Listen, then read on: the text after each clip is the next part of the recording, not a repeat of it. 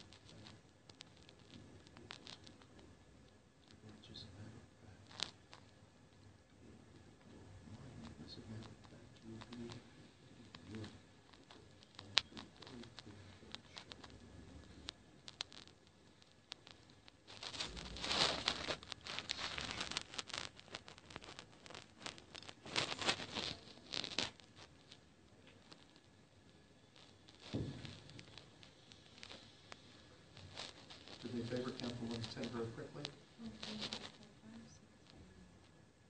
What did you say my name is? And what did you say your name is? Yeah, what's your husband's name?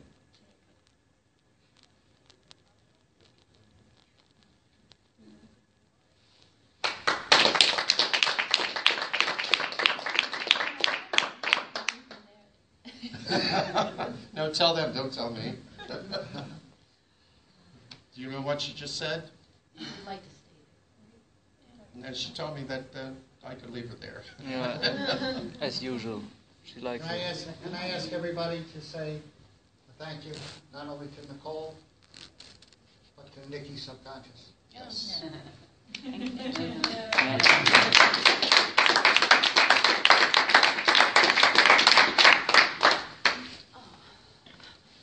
Can it take that short of time? Yes, it can.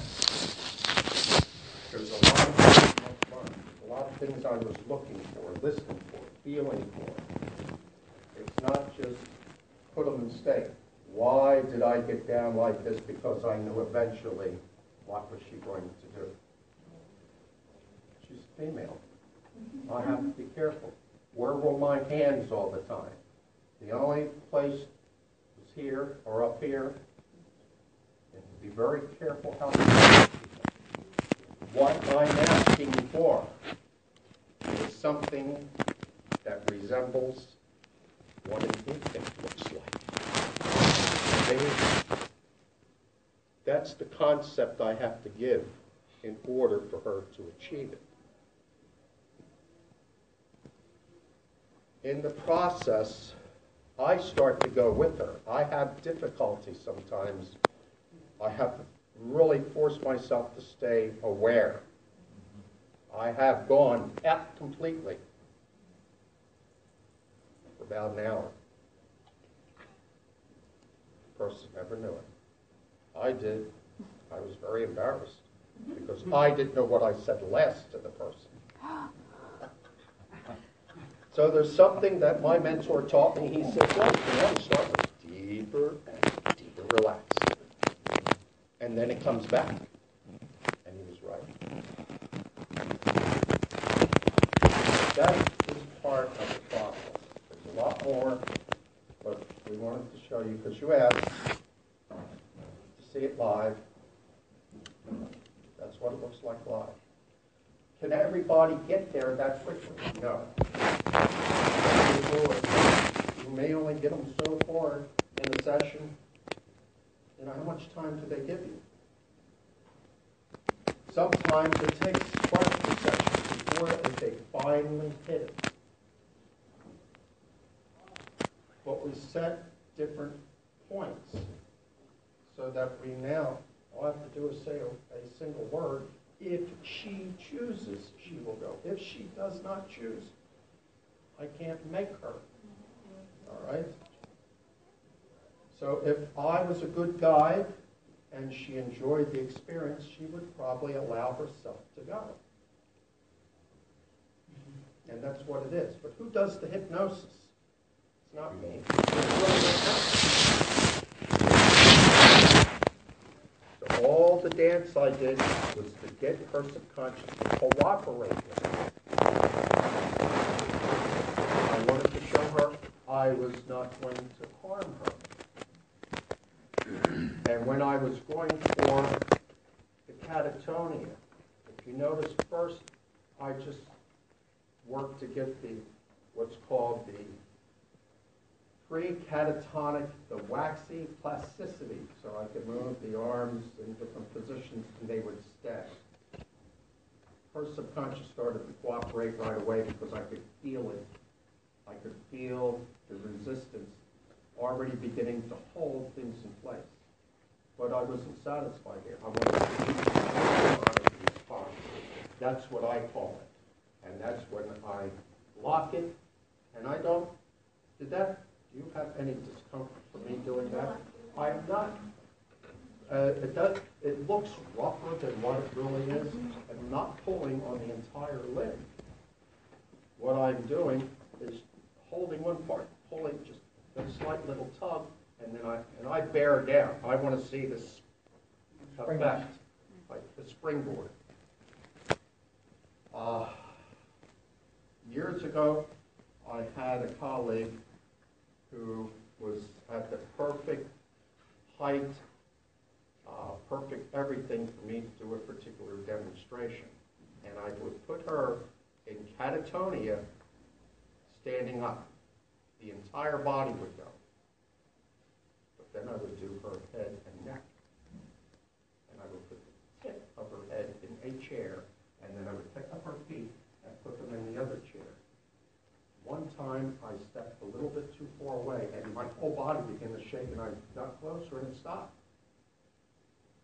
I realized at that point it takes two for these things to take place.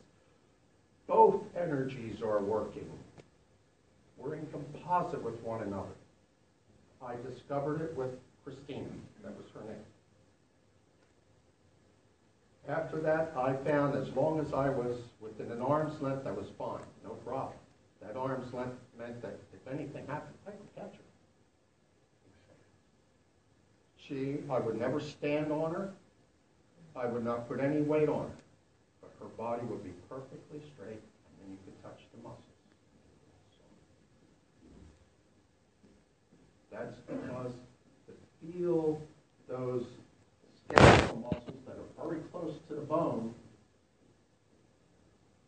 it takes a lot to feel that.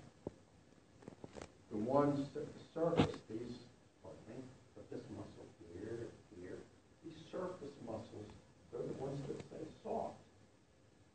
For the deep catatonic response, it's the sheet of muscles that cover our bones that are the muscles that you've all heard the stories about the woman who picked the car up off her child. That's the muscles that come into play. They say adrenaline. No, adrenaline is an after effect.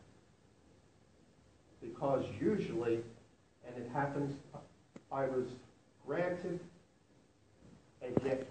I was in a car accident with someone. The person was driving, it was a female. Everything slowed down for me. I watched her sit like this the whole time as the car went up in the air this way on this side, and back down, and up and down again. And as soon as we leveled off, I said to her, pull over now. She said, I am. She was not moving the wheel. I said, release, pull over now. And then she picked up her hand, her right hand, and we pulled off to the side of the road. After it was all over with, I tried to explain to her what's happening. She said, no, I was playing that wheel with both hands. She wasn't. She had one hand on the wheel. The next day, the next morning, this arm was so sore, it never really moved until I said release. And then turned it. She thought she was fighting what her subconscious was doing. She damaged herself, and then these other muscles were sore. She said, I was pushing on the brake. No, she wasn't. I was watching this whole thing. I had such a gift. It really looked like slow motion to me. And I'm sitting there going, interesting. So that's what happens. That's how we get hurt. That's why there is adrenaline for instant healing. But in many cases, it's not enough, and then it takes some time for us to heal. We do fight our own subconscious. We don't listen, and then we end up with sore bottoms from kicking ourselves all the time. So most of us miss what's coming. We're too busy not paying attention. We get these things in feelings and so forth. I could feel what her subconscious was doing for her. I've done it enough now, I'm sensitive to it. And I knew what to do next, when to move into the next thing. And it's a feeling through repetition that you working and practicing, and like when we do the training, we make it work with each other over and over with certain things until you start to get a feeling for it, a flow for it. And then it becomes like magic, but it's not magic. It is a process. Everything we do in this craft is a process.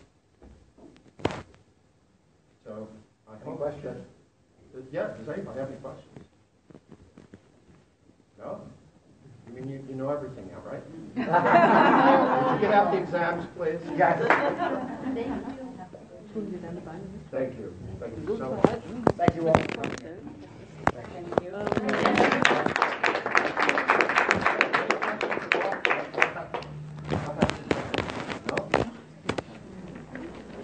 How about questions? Sir?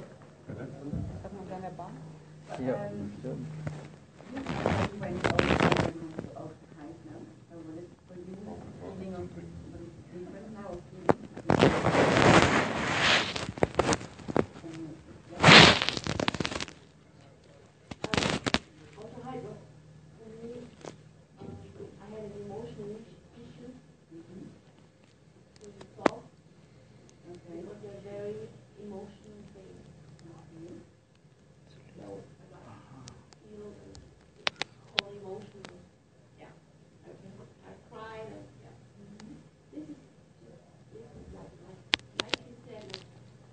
You heard it, they did. You heard what I said, they probably didn't.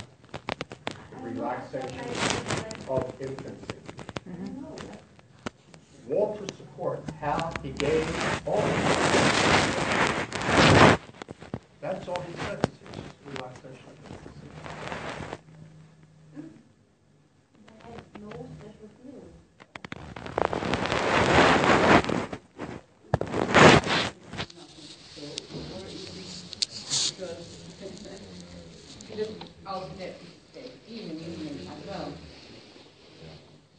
Now that she achieved what she can do, not only for herself, but she could help someone else by holding their hand. This is what we call the mind-to-mind. Holding their hand, she dropped herself into the support state, and then something happens. It doesn't matter if the other person even goes in hypnosis or has ever been conditioned for it, because I've seen it happen. It's happened with me.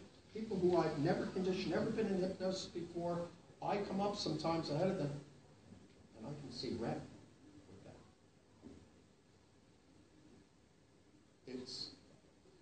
They harmonize to you, so you become the facilitator for the mind-to-mind. Do you need to know what is wrong with that. No, you don't. Subconscious know what to do. And sometimes she might do something she needs. And because it happened to me. It's happened several times. I was surprised when these things occur. I didn't ask for it. I was more concerned for the other person. I forgot that it goes two ways. And it's happened twice for me. So I know from experience these things take place. We did a training in California. We did a mock mind-to-mind. Someone had a spontaneous healing. It was a mock. They were only in state for a short time. It still occurred. Our subconsciouses will take advantage of the moment. And that's what occurred. And this person, this gentleman, contacted me just before we flew over and let me know it is still fine. And because of what had happened to him, he got discharged from the military on a medical before he could stay in long enough to get his retirement. So why didn't they ever just do that to me? They don't know those things. Now today, this man does not have that issue. I call it an issue. I don't call it an ailment. I don't call it a problem. I call it an issue. We can work with issues. I don't call it a disease, because it isn't a disease, it's a dis-ease. And I did find out that, everything you say, everything you do really does matter. And to me, my subject, my client, from the beginning to the end, is a baby. And I want to treat him that way. I want to protect them. I want to take care of them until they are functioning again as a conscious, aware person. Now they're on their own. And I can rest. Yeah.